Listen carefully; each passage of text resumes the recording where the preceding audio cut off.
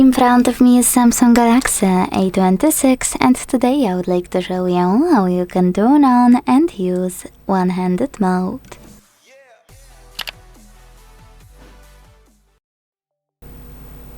First of all, you need to open Settings and scroll to click on Advanced Features over here. Then select one-handed mode on the left and activate it thanks to this switcher at the top right corner. Now, you need to pick one of those options to reduce display size with, gesture or a button, and follow all of the instructions below the chosen one. In my case, double tap the home button.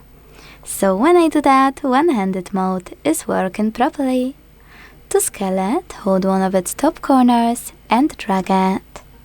To change placement of it, use this icon on the left or on the right. Or if you want to move it fully, hold this line at the top and drag it. If you want to go back to standard size screen, click on blurry area. And last but not least, to disable one-handed mode fully, use the same now blue switcher. Thanks so much for watching. If you enjoyed this video, leave a like, comment and subscribe. Bye!